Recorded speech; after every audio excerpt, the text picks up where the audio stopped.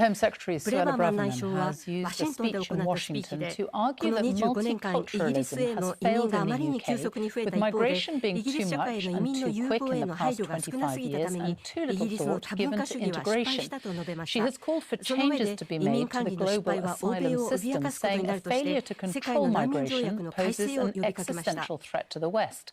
労働党 Labour は accused the Home 内相 Secretary は of 国内 hitting の out 難民 to 問題へ try の to 対応の distract 失敗 from から世 her 論の目を asylum そらすため failures に at 外 home. 遊していると Our 非 Home 難してい Editor ま Mark す。 Easton reports. Just a few 26 miles 日に from ブ where レ the バー Home マン内 Secretary 相が made スピ her ーチを行 speech った会 today, 場からわずか international 数キロの場 powers 所で met in 1944 to 1944年 debate the 世 idea 界の of 強国が集ま universal り human 普遍 rights. 的人 But 権という Suella 考えに Braverman つい came て to 協議し Washington ました。 to argue that the しかしブレ refugee バーマン内相 convention が that ワシントンを訪 followed れたのは doesn't make sense in a 1944 年 world の of 協議の jet 後に travel 制 and the 定された internet. 国際難民条約に飛行機での移動やインターネットが普及した現代では意味がないと主張するためでした。政治家などは現在の難民条約と裁判で採用されるようになった条約の解釈が現代に適しているのか、あるいは改革が必要なのかを問う責務があります。今日彼と彼の仲間は避難民として家を出ていきます。 More than 60 million people were displaced by the Second World War, and amid determination to ensure global warfare could never happen again, The flags were up. The assembly was underway. world 世界の leaders 指導 agreed 者 a は世 universal 界人権宣 declaration 言 of と human rights 迫害 and さ a れるという refugee 根拠がある convention 恐れ promising があるため protection に to 出身 those 国 who に couldn't 戻れない人 return to 々 their の保護 country を of 約束す origin る because of a 難民条約の well-founded 発行 fear に合 of 意しました。 persecution. The Home ブ Secretary レバマン内 argues 相は条 persecution 約にあ no る longer 迫害 means what とい was う言葉は intended. もはや条約が制定された当初に意図されたものとは違う意味を持つと述べました。ほぼ無制限に難民を受け入れる制度を作った結果、何百万もの人々が目指す国に実際はほんの一部しか受け入れる能力がないことを十分に知りながら、なおも運を試そうとも動機を与えているのです。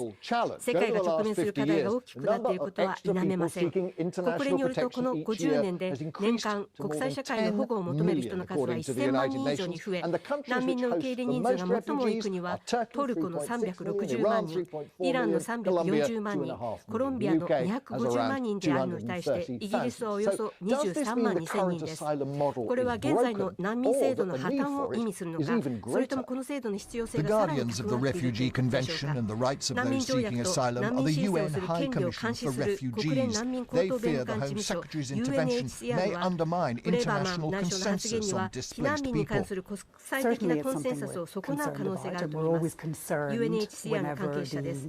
これは難民条約の妥当性が問われるたびに常に If the 心 Home 配していること Secretary's です。 ideas became ブレバーマン reality, 内 what 相の考え impact が would 現 that 実にな have った on 場合、 people fleeing 迫害を persecution? 逃れてきた人々にはどんな影響が出るでしょうか。難民条約を今よりも限定的に解釈することには極めて大きな危険が伴うでしょう。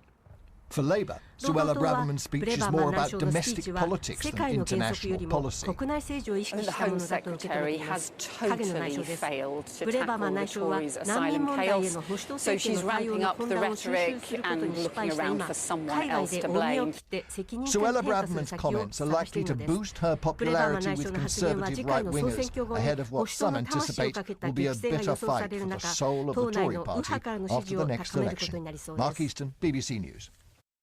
The BBC has learned that a hospital trust has failed to send out 24,000 letters from senior doctors to patients and their GPs after they became lost in a new computer system. Newcastle Hospitals has apologised but warned the problem dating back to 2018 was significant. Well, let's get more on this from our health correspondent Sharon Barber. And you were first to bring the story to light today. What more have you learned? この地区で2つの大きな病院を運営するニューカッスルの病院トラストはイギリスでも最大規模で非常に多くの人が利用していますが、今日は大変な一日となりました。専門医もかかりつけ医ももちろん患者もこのニュースに衝撃を受けています。先ほどかかりつけ医の話を聞いたところ、自分も同僚も朝一番に BBC でニュースを聞いた、病院から手紙が届いていないのではないかと心配した患者からも連絡があったと話していました。病院側は事態を見直して少しでも問題が見つかった場合は患者とかかりつけに連絡するとしています。2万4000通の手紙が送られていなかったことで患者が不利益を被ったかどうか今の時点では明らかになっていません。先ほど病院側は文書の中には重複したものや内部文書が含まれている可能性があり、そのうち患者宛ての手紙は何通あったのか具体的な数はわからないと話していました。we need to be mindful that among those letters there may be duplicates and internal documents. So we're not sure how many are exactly patient letters, but we don't know the extent of harm, and we don't know how big this problem is. Is it happening in other trusts across the country? We put that to NHS England, and they said at the moment they believe it's an isolated incident. Sharon Barber, thank you. Millions of people will get money off their water bills after companies were told to pay back £114 million to customers because they failed to meet key targets. The regulator, Ofwat, said in its assessment not one single company reached the highest measure of performance on issues including leaks, pollution and interrupted supply. 7 companies are seen as lagging, with a further 10 only rated as average. Our environment correspondent Jonah Fisher has more. Langston Harbour on the south coast earlier this month. Today came another reminder, the murky relationship between profit and pollution. Regulator Ofwat saying the companies hadn't done enough to tackle pollution, that customer service had got worse, and that they'd failed to maintain a reliable water supply. We think historically companies have been too focused on financial performance and not sufficiently focused on operational performance, which is why we've brought in much stronger incentives and why we're requiring companies to pay back £140 million to customers. Bottom of the class is Thames, the UK's biggest water company. It did so badly against its targets that it will have to refund £100 million next year. If shared equally among its customers, that's just more than a £5 each. I think £6 is too little, to be honest. I think it should be a little more. Fine that they want to give this token gesture, but to me it's a token gesture, and over the long term they need to really sort themselves out. 12 of the water companies will have to pay refunds of varying sizes to their customers next year. 5, despite only being rated by Ofwat as being average, hit enough performance targets to be allowed to charge more. Severn Trent is the biggest winner. It can charge customers an extra £88 million next year, much to the annoyance of this wild swimmer in Shrewsbury. I'm pretty surprised that they're being rewarded, yes, because there's still sewage spilling into the rivers, and we're trying to swim in the rivers and clean them up. Obviously, it's not just the sewage and not just the water companies that cause pollution problems, but to see any water company being rewarded while there's still sewage spilling into the rivers just doesn't seem right at all to me.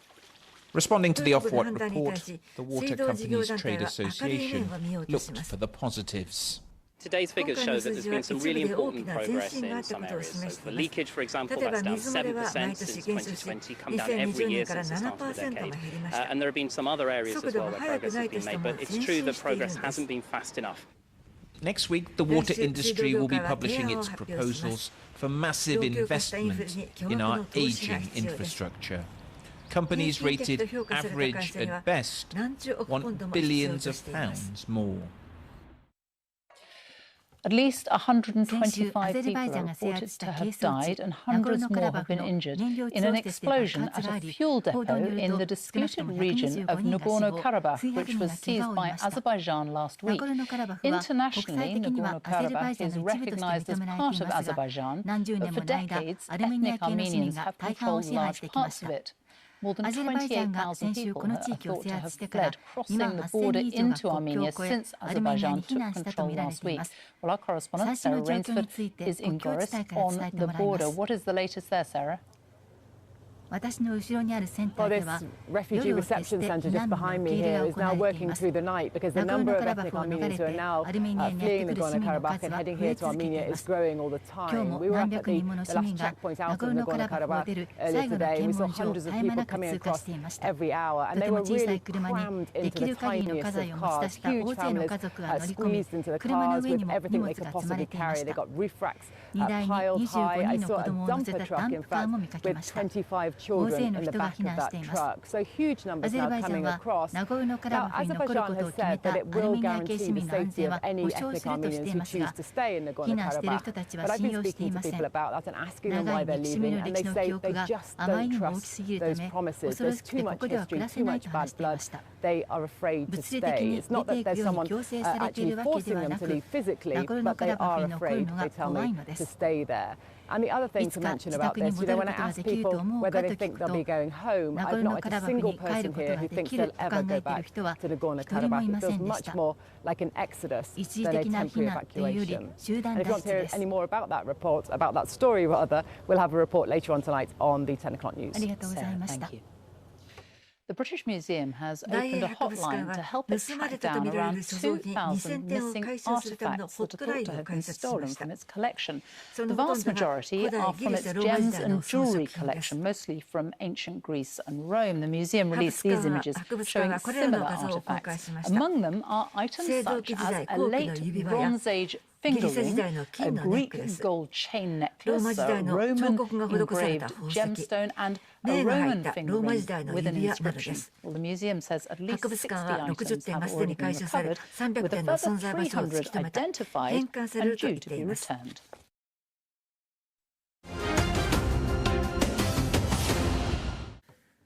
Senior diplomats from South Korea, China and Japan have agreed that a leaders' meeting should be held as early as possible. The three parties held a trilateral meeting in Seoul. They agreed to hold a foreign ministers' meeting in the coming months and will maintain communication on holding a leaders' meeting soon. The trilateral meeting is seen as a move to allay Beijing's concerns over the growing cooperation among Seoul, Tokyo and Washington.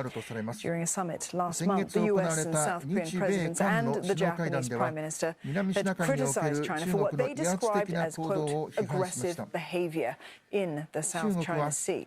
Beijing warned of increasing tensions after that meeting. Analysts say Seoul and Tokyo have an interest in maintaining stable ties with China and are hoping for Beijing's assistance to rein in North Korea's aggressive military stance. Earlier this week, Beijing said that the three nations are close neighbours and important cooperative partners. The strengthening trilateral cooperation serves their common interests. A top Canadian Army general says military ties between Canada and India have not been affected by the diplomatic row over the killing of a Sikh separatist. Even so, the fractured relationship is in sharp focus on both sides of the Indo-Pacific. Canada's Deputy Army Chief Major General Peter Scott is in New Delhi for a security conference. It's being attended by military delegations from more than 30 countries around the Indo-Pacific. He says the dispute with India has to be resolved at the political level and will not cloud the Army Chiefs meeting. At the United Nations, meanwhile, there is some expectations that India's Foreign Minister S. Jaishankar may respond to Canadian Prime Minister Justin Trudeau's bombshell allegation. A week ago, Mr. Trudeau claimed in Parliament that Indian agents were involved in the killing of the Sikh separatist leader Hardeep Singh Nijjar on Canadian soil. India has rejected the allegations as absurd. The accusations sparked tit-for-tat retaliation, with both sides expelling each other's diplomats and issuing travel advisories. Yesterday, hundreds of Canadian Sikhs staged small protests outside India's diplomatic missions in Ottawa, Toronto and Vancouver. They denounced the Modi government and burned an Indian flag. Investigations into the assassination of Hardeep Singh Nijjar are underway. The Washington Post conducted its own analysis of security camera footage of the attack outside the Guru Nanak Sikh Gurdwara. It found that 6 men and 2 vehicles were involved in the killing, suggesting that the assassination was a large and organized operation. A renewed war of words between China and the Philippines today as territorial disputes in the South China Sea continue to test ties between these two nations. Beijing has warned Manila not to, quote, stir up trouble, a day after the Philippine Coast Guard said it successfully removed a floating barrier allegedly installed by China at the disputed Scarborough Shoal. 非方所谓声明完全是自说自话。中方坚定维护黄岩岛的主权和海洋权益。我们奉劝菲方不要挑衅滋事。The Philippines not backing down, maintaining that it had the right to remove that barrier. In a statement using the Philippine name for the reef, National Security Advisor Eduardo Ano said that it was well within Manila's rights to remove any barrier in the area since it infringes on its maritime rights. A 300-meter-long blockade was found across the entrance of the Scarborough Shoal last Friday during a routine patrol. The area is a prime fishing spot for Filipino fishermen, and it sits about 200 kilometers off the Philippines within its exclusive economic zone. It has been the site of decades-long disputes over sovereignty. Manila on Sunday accused Beijing of installing that barrier and proceeded to remove it themselves yesterday. The Philippine Coast Guard, posing as fishermen in a small boat, used knives to cut the rope linking the white buoys in the waterway. Manila had earlier said that the barrier posed a hazard to navigation and it was a clear breach of international law. China hit back at those accusations, saying that its Coast Guard acted in accordance with the law to block and drive away a Philippine vessel in disputed waters. Taiwan's President Tsai Ing-wen is calling on Australia to support its bid to join the Free Trade Accord, known as the Comprehensive and Progressive Agreement for Trans-Pacific Partnership, or CPTPP. She made that appeal during a visit by a delegation of Australian lawmakers to Taipei. Amidst Tsai says Taiwan's accession to the trade pact will promote economic growth and sustainable development in the Indo-Pacific. China, which also applied to join the landmark pact in 2021, has historically opposed adding Taiwan, which it claims as its own. While Australia has no diplomatic relations with Taiwan, the delegation did call for warmer ties with the island. During the talks, Ms. Tsai also thanked Canberra for upholding peace and stability in the region. She called it a shared goal between Taiwan and Australia. 共同守护自由开放的印太地区是台湾和澳洲共同的目标。我相信在各位贵宾的支持下，我们双方将开创更丰硕的合作成果。実りある協力ができると私は信じています。オーストラリアのウィルソン議員です。オーストラリアと台湾は平和で安定し、持続可能な環境で繁栄するこの地域に共通の利益を有しており、我々は共にルールに基づく秩序への敬意と協力的な参加を基本とする開かれて全てを包括するインド太平洋地域を支持します。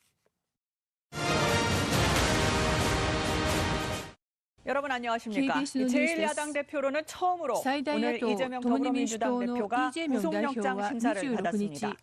오전 10시쯤 지팡이를 짚고 법원에 나온 이 대표는 아무런 입장도 밝히지 않았습니다. 검찰과 이 대표 측의 쟁점마다 치열하게 다투면서 영장 심사는 9시간 넘게 이어졌습니다. 첫 소식 황현규 기자입니다. 정장 차림으로 병원을 나선 이재명 민주당 대표. 휠체어를 타지 않고 지팡이를 짚었는데 중심을 잃은 듯 몸을 휘청이기도 했습니다. 민주당 의원들의 배웅을 받았던 병원에서와는 달리 법원에 도착해선 혼자 차에서 내려 직접 우산을 들고 법정으로 향했습니다. 취재진의 질문에는 묵묵부답, 깊게 입을 닫았습니다. 증거 인멸을 교사했다는 혐의에 대해 어떻게 방어하실 건가요? 민주당 측 인사가 이화영 구지사에게 진술 번복 요청했다고 하는데 알고 계셨나요? 윤석열 정권을 향해 화무시비롱이라며 내각 총사퇴를 요구하던 검찰 출석 때와 확연하게 다른 모습이었습니다. 이 대표는 다만 법정에선 발언권을 적극 행사했습니다. 검찰 주장에 조목조목 반박하며 직접 방어했고 최후 진술도 15분가량 이어갔습니다. 자칫 법원을 자극할 수 있는 정치적 메시지를 내거나 당의 여론전을 펼치기보다 법정에서 다투겠다는 의도로 읽힙니다. 법원의 구속영장 심사에 걸린 시간은 9시간 20분. 서해 공무원 피격 사건 당시 서운전 청와대 국가안보실장의 최장 영장 심사 기록 10시간에 육박하는 긴 심사였습니다.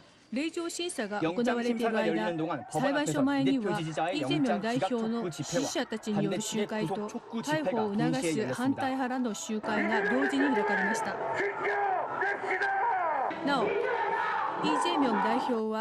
이재명 대표는 결과가 나올 때까지 서울 구치소에 머물게 됩니다. KBS 뉴스 황인규입니다. 이 대표가 구속될지 그 결과를 기다리고 있는 민주당은 말 그대로 폭풍전야입니다. 한 목소리로 단합을 강조하고 있지만 영장이 나오든 안 나오든 혼란은 이어질 걸로 보입니다. 최유경 기자가 전해드립니다. 민주당 지도부의 배웅을 받으며 법원으로 나간 이재명 대표. 共に民主党の指導部に見送られ裁判所に向かいました。同じ時間、重鎮議員たちは緊急会議を開いて党の結束と安定を強調しました。逮捕同意案に賛成票を投じた議員たちは造反者ではないとして反発を抑え込もうとしました。共に民主党の議員です。討論として決められた内容はなかったので、賛成した議員たちは造反者とは言えません。混乱を解消させるための発言と言えます。イ・ジェミョン代表が逮捕されることになれば、イ・ジェミョン代表だけでなく、党も大きな打撃を受けることになります。来年の総選挙を控え、イ・ジェミョン代表が代表を辞任することなく、獄中で公認候補を審査する構えです。共に民主党の幹部はラジオに出演して、イ・ジェミョン代表体制で総選挙に臨むのが勝利への道だと話しています。一方、これに反対する反イ・ジェミョン派は非常識だとして批判しました。逮捕状が出ない場合、党指導部は政府と与党に対してこれまで以上に強い攻勢に出るとみられます。共に民主党党内で賛成に票を投じた議員たちを厳しく締め出す場合、党が割れる可能性があるとして懸念の声も出ています。与党国民の力はイ・ジェミョン代表の守護者になっている共に民主党を非難しました。与党議員です。共に民主党は理性を取り戻してください。司法府の独立性を侵害してはなりません。逮捕状が出ても出なくても当分の間混乱が続くのは必至で、与野党ともに裁判所の判断に神経を通らせています。 네, 이틀 뒤면 추석 연휴입니다. 오늘은 날이 굳었지만 연휴 동안은 대체로 맑아서 구름 사이로 달맞이를 기대해도 좋을 것 같습니다. 김세연 기상전문기자입니다. 비가 내리는 궂은 날씨에도 시장은 추석 연휴 손님 맞을 준비가 한창입니다. 고운 보자기로 포장된 과일 상자가 차곡차곡 쌓입니다. 올해 유난스러운 날씨 탓에 가격은 비싸지만 명절 맞이에 빼놓을 수 없습니다. 果物の状態に比べると値段が高く、実際だいぶ値上がりしているが、連休に集まった家族みんなで食べようと思うと話しています。全国ほとんどの地域に降っている雨は27日午後には止むでしょう。連休中は高気圧の影響でおおむね晴れの日が続くとみられます。 연휴 동안은 고기압의 영향으로 대체로 맑은 날씨가 이어질 것으로 보입니다. 추석 당일엔 구름이 조금 끼겠지만 보름달을 보는 데엔 영향이 없을 것으로 전망됐습니다. 추석 당일인 29일에는 높은 구름이 유입이 되겠지만 전국 대부분 지역에서 구름 사이로 달맞이가 가능할 것으로 예상됩니다. 연휴 동안 기온은 평년과 비슷하거나 조금 낮겠고 낮과 밤의 기온 차이가 10도 안팎으로 크겠습니다. 특히 일요일 아침에는 북서쪽에서 찬바람이 불어오면서 기온이 전날보다 크게는 5도가량 떨어지는 곳이 있겠습니다. 바람도 다소 강해 쌀쌀한 날씨가 예상됩니다. 강원 영동에는 비가 내리는 곳이 있겠습니다. 기상청은 연휴 동안 새벽과 아침 사이에는 안개가 끼는 곳이 많아 교통안전에 각별한 주의가 필요하다고 강조했습니다. 특히 토요일과 일요일에는 서해와 남해, 제주도 해상의 물결이 높을 것으로 예상된다며 여객선 등을 이용할 때 미리 운항 정보를 확인해 줄 것을 요청했습니다. KBS 김세연입니다. 국군의 날을 맞아 오늘 서울 도심에서는 대규모 시가 행진이 10년 만에 열렸습니다. 최신 무기와 수천 명의 병력이 행진에 참여했는데 윤석열 대통령은 북한이 핵을 사용할 경우 정권을 종식시킬 거라고 경고했습니다. 박찬 기자의 보도입니다. 숭례문에서 광화문에 이르는 서울 도심에 각종 무기들이 줄지어 들어섭니다. 국군의 날 75주년을 기념하는 시가 행진입니다.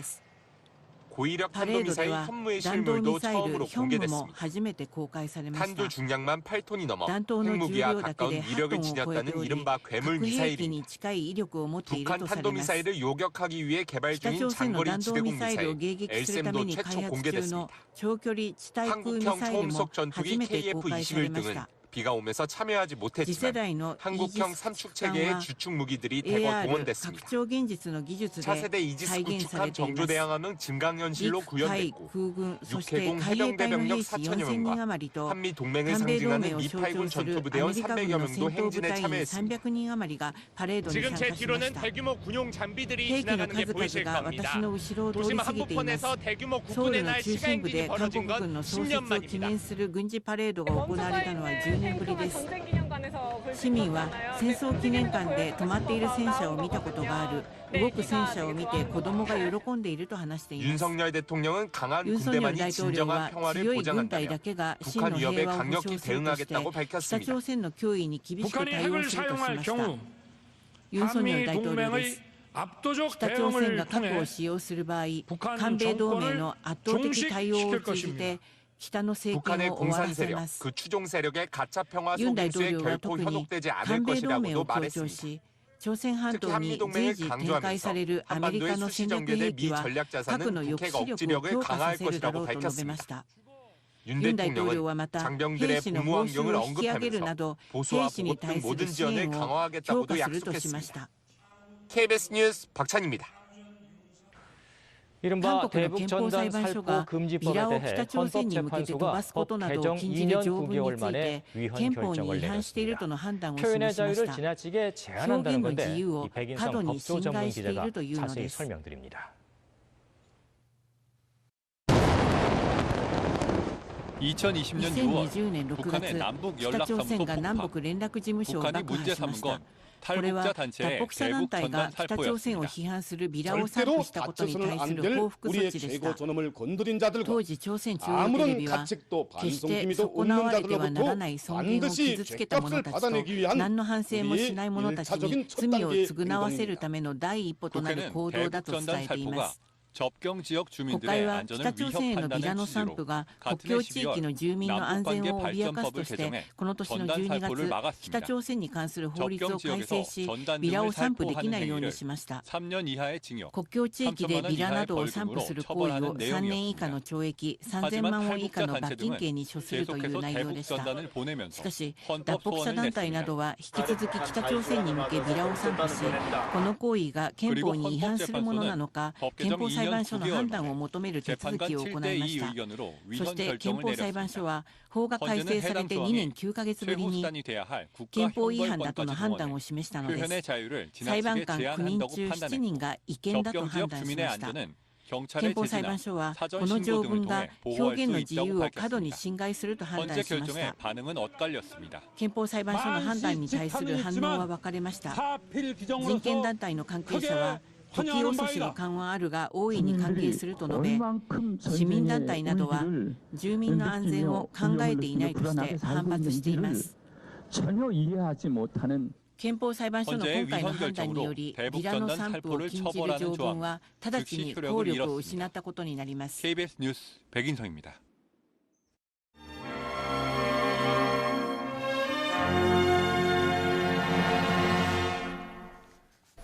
《国务院新闻办公室今天发布《携手构建人类命运共同体：中国的倡议与行动》白皮书，并举行新闻发布会，介绍和解读白皮书。携手构建人类命运共同体：中国的倡议与行动白皮书是一部系统阐述构建人类命运共同体理念思想内涵和生动实践的重要文献，是深入贯彻习近平新时代中国特色社会主义思想和习近平外交思想的重要举措。白皮书全面介绍了构建人类命运共同体理念的时代背景、丰富内涵、实现路径和世界意义，展现中国积极推动构构建人类命运共同体的行动和贡献，呼吁各国弘扬全人类共同价值，携手构建人类命运共同体，建设更加美好的世界。10年来，在习近平主席的亲自擘画、亲自推动下，构建人类命运共同体从理念到行动取得举世瞩目的实践成果。从双边到多边，从区域到全球，中国已同数十个国家和地区构建了不同形式的命运共同体。全球发展倡议、全球安全倡议得到100多个国家明确支持，全球文明倡议获得多国积极响应。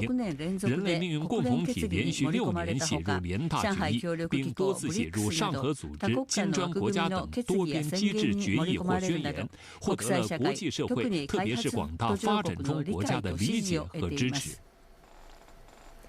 中秋国庆来临之际，北京天安门广场和长安街沿线装扮一新，祝福祖国巨型花篮亮相天安门广场，一派喜庆的节日气氛。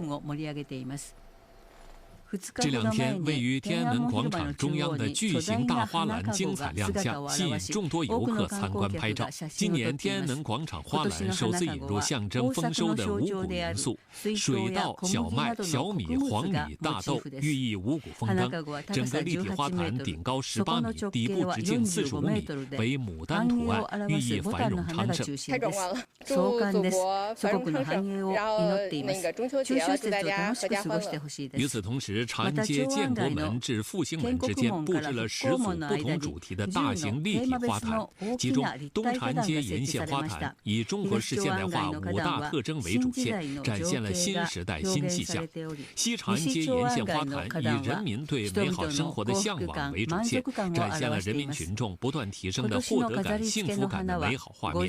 今年的布展花卉首次应用50多个新品种，涵盖国内外和北京本地植物，色彩更加丰富，为节日增添喜庆氛围。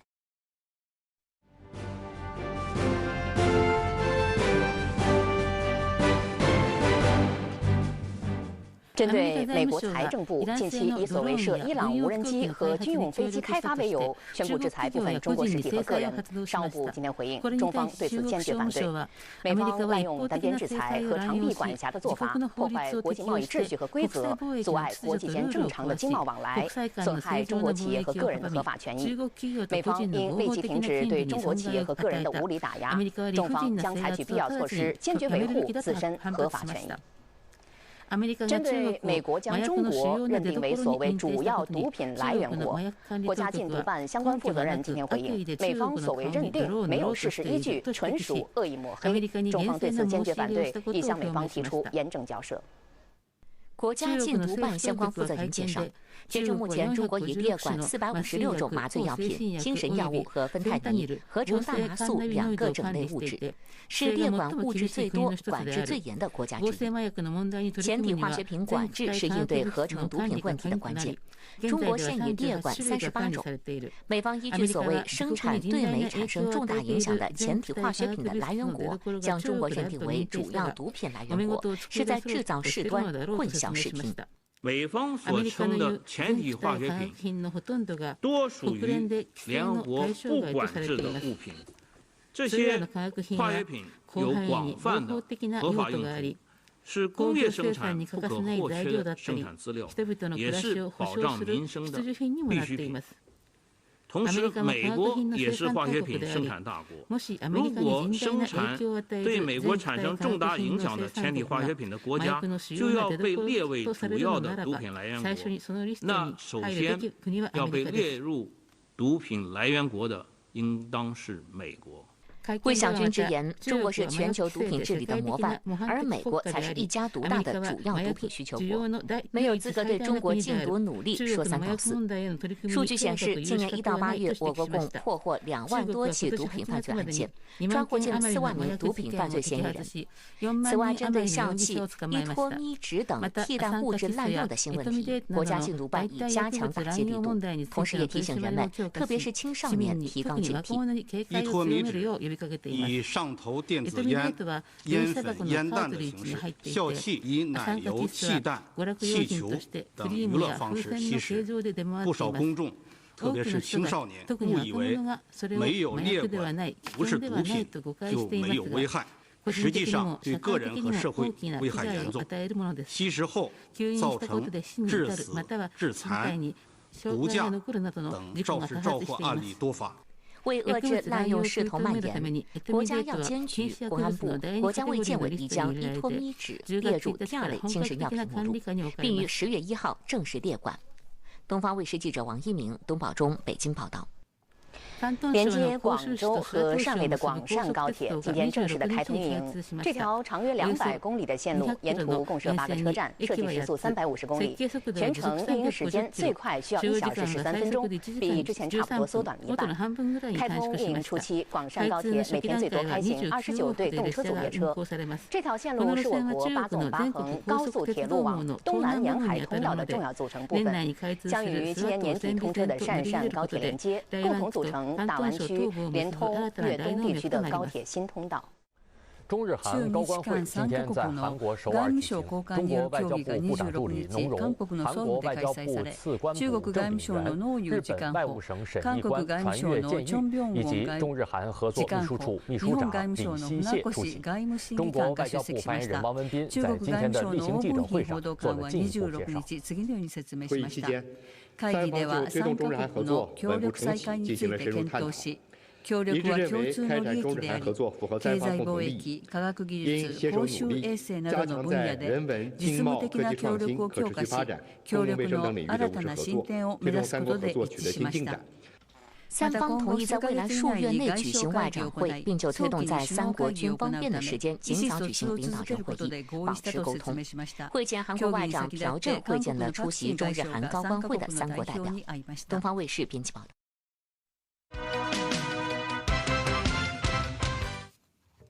Residents can receive seasonal influenza vaccinations via the government subsidy scheme starting on Thursday.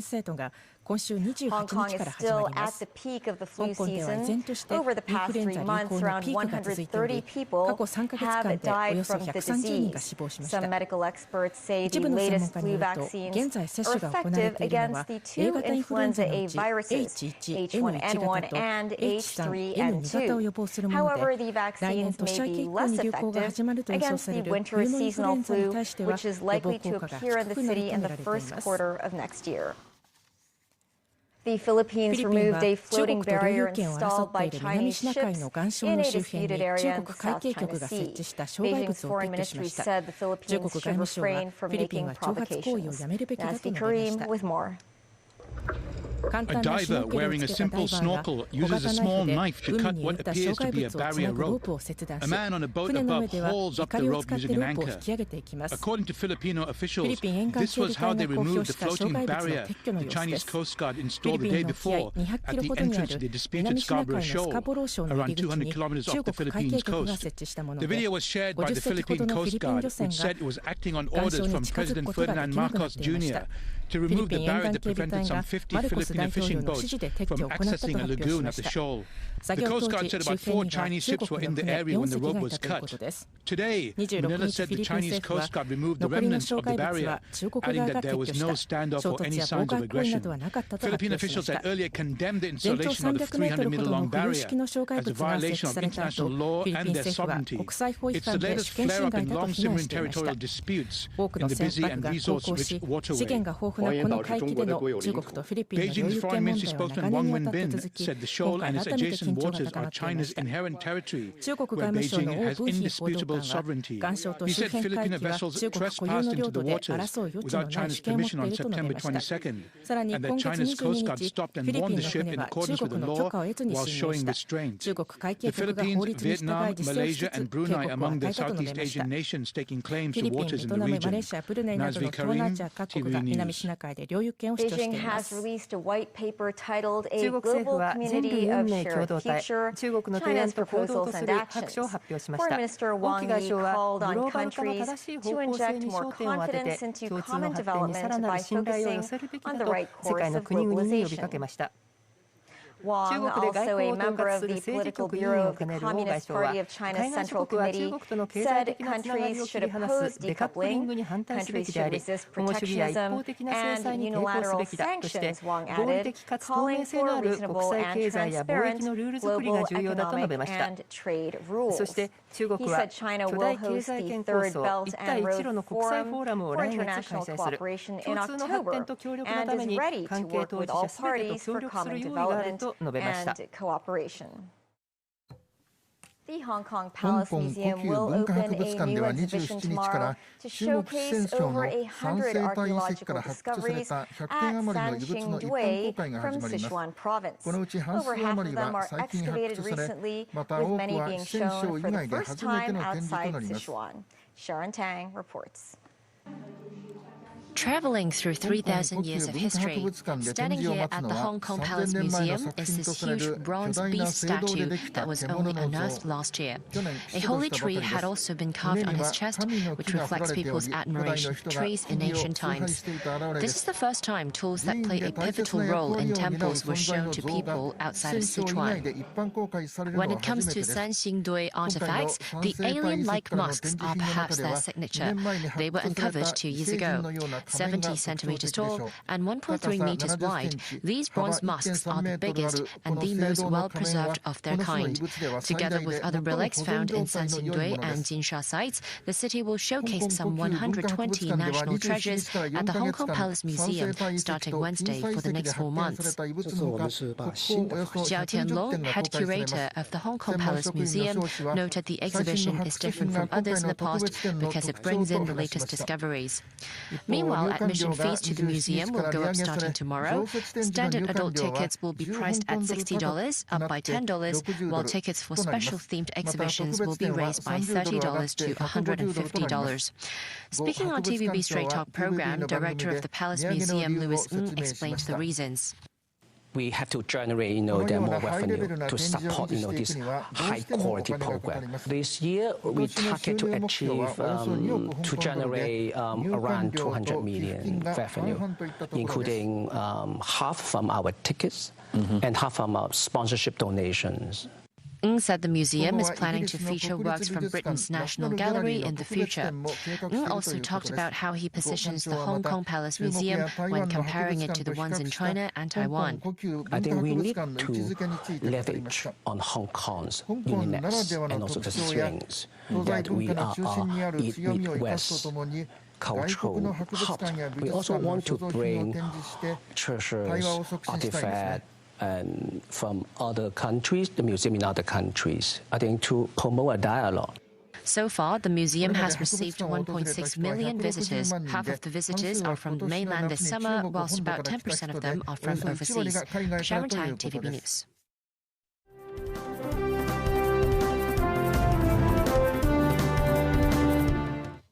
สืบเนื่องจากการคนบ้านบิ๊กโจ๊กเมื่อวานนี้นะครับนอกจากจะเป็นข่าวใหญ่ที่สะเทือนวงการศรีกากีแล้วยังเป็นปมร้อนที่รัฐบาลต้องเร่งแก้ปัญหาทั้งเรื่องความขัดแย้งในสำนักงานตำรวจแห่งชาติรวมถึงเรื่องของการปราบเว็บพนันออนไลน์มันมีตำรวจเข้าไปเกี่ยววันนี้ล่าสุดนายกรัฐมนตรีมีคำสั่งแต่งตั้งคณะกรรมการสอบปมค้นหาบ้านบิ๊กโจ๊กแล้วก็ขีดเส้นให้รู้ผลภายใน30 วันคณะกรรมการมีทั้งหมด3 คนเป็นพลเรือน2 คนและอดีตตำรวจ1 คนมีทั้งอดีตปลัดกระทรวงมหาดไทยเป็นประธานคณะกรรมการอดีตรองอัยการสูงสุดเป็นกรรมการและอดีตรองผู้บัญชาการตำรวจแห่งชาติเป็นกรรมการและเลขานุการแล้วก็ให้ตรวจสอบรวมถึงรายงานผลให้นายกทราบภายใน30 วันคณะกรรมการชุดนี้ก็จะมีอำนาจในการตรวจสอบข้อเท็จจริงและข้อกฎหมายที่เกี่ยวข้องซึ่งการดำเนินการต้องไม่ก้าวล่วงหน้าที่และอำนาจตามกฎหมายของเจ้าหน้าที่ซึ่งเกี่ยวข้องกับกรณีนี้ได้ตามที่เห็นสมควรและในกรณีที่จำเป็นนายกรัฐมนตรีก็อาจจะมีคำสั่งให้ขยายระยะเวลาในการตรวจสอบออกไปอีกโดยให้รายงานความคืบหน้าต่อนายกรัฐมนตรีเป็นระยะทุก10 วันค่ะนายกรัฐมนตรียอมรับนะคะว่าหนักใจเรื่องนี้ว่าเป็นเรื่องใหญ่ที่เกี่ยวข้องกับความมั่นคงและสาธารณชนยังให้ความสนใจซึ่งก็ต้องทำให้เกิดความสบายใจส่วนจะเชื่อมโยงไปถึงการประชุมกตรพรุ่งนี้หรือไม่ไม่อยากจะให้มองไปถึงขั้นนั้นเดี๋ยวค่อยว่ากันส่วนที่มองว่าเป็นปัญหาที่หมักหมมมานานนายกยอมรับว่าใช่ซึ่งรัฐบาลชุดที่แล้วก็ตั้งคณะกรรมการขึ้นมาตรวจสอบมีทั้งคนดีและคนไม่ดีก็ค่อยเป็นค่อยไปแล้วก็ต้องให้เกียรติทางตำรวจด้วยเหมือนกันค่ะพลตำรวจเอกสุร เช่นหักพานรองผู้บัญชาการตำรวจแห่งชาติมองนะคะว่าการที่นำหมายค้นไปบุคคลที่บ้านของท่านเมื่อวานนี้มีพิรุธและมีการปกปิดข้อมูลศาลหรือเปล่าขณะที่การออกหมายค้นเพื่อไปตามจับนายตำรวจติดตามก็รู้อยู่แล้วว่าอยู่บ้านเดียวกันแต่ก็ไม่บอกบ้านที่อยู่เนี่ยเป็นที่อยู่อาศัยของรองผู้บัญชาการตำรวจแห่งชาติย้ำนะคะว่าตัวท่านเองไม่เกี่ยวข้องกับเว็บพนันแล้วก็ไม่มีเส้นทางการเงินเชื่อมโยงมาถึงตัวท่านด้วยส่วนข้อมูลที่บอกว่ามีการโอนเงินให้เป็นเหมือนเลขาของบิ๊กโจ๊กเนี่ยอันนี้ก็เป็นเรื่องของลูกน้องยืนยันนะคะว่าในแต่ละเดือนจะให้เงินใช้จ่ายทั้งค่ารักษาพยาบาลแม่ค่าไฟต่างๆด้วยเป็นเงินรวมแล้วเนี่ย2,800,000 บาทสำหรับทั้งปีส่วนลูกน้องจะเอาเงินไปหมุนจนทำให้มีเส้นทางการเงินไปพัวพันกับเรื่องของพนันออนไลน์หรือเจ้าตัวก็ต้องชี้แจงซึ่งถ้าได้ประกันตัวออกมาก็คงต้องเรียกมาสอบถาม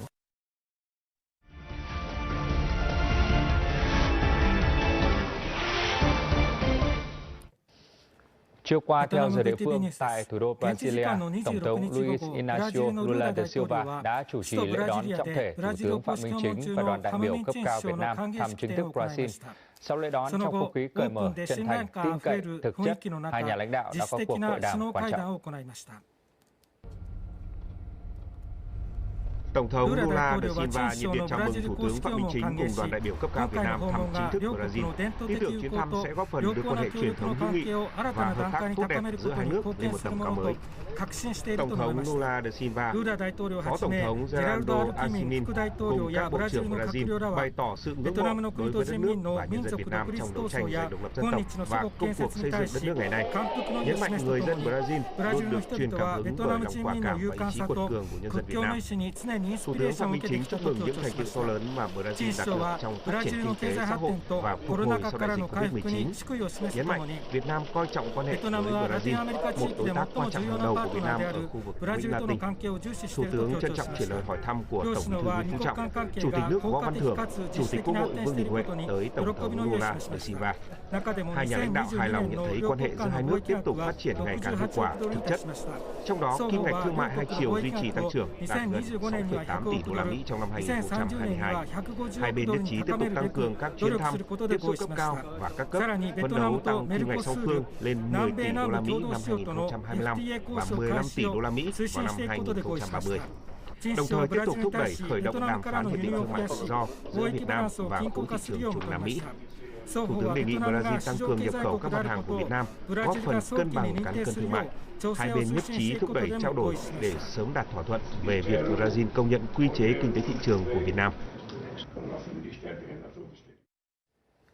Việt Nam vừa cử thêm 3 sĩ quan đi gìn giữ hòa bình Liên Hợp Quốc tại Abae và Nam Sudan.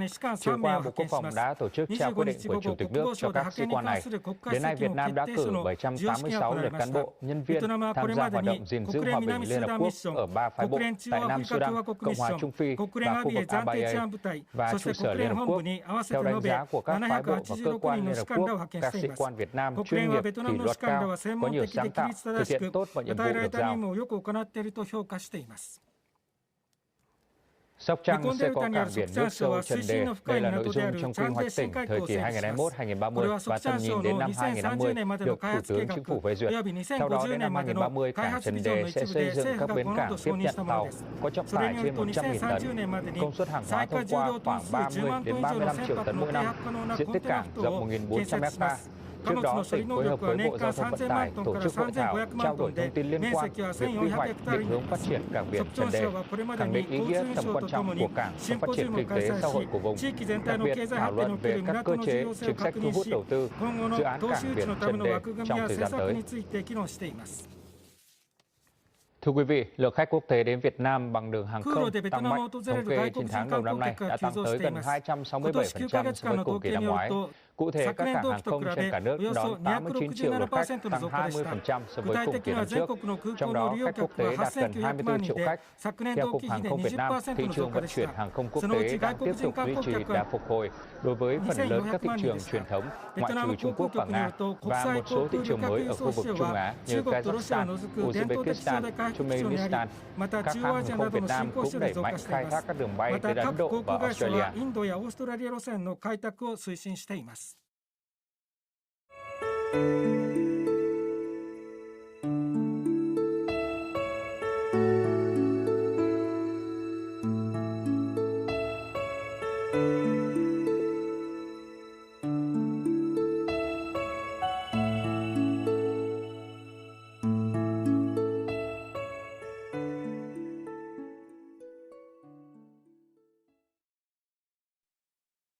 BS 世界のドキュメンタリー。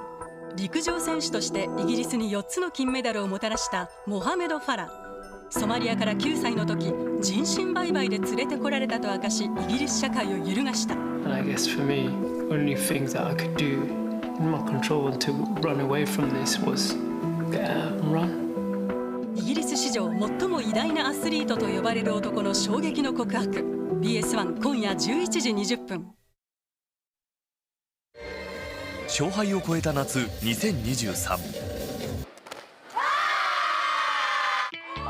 3年ぶりにマスクを外し発声が許された高校生のダンス大会。己を奮い立たせ、私たちは叫ぶ。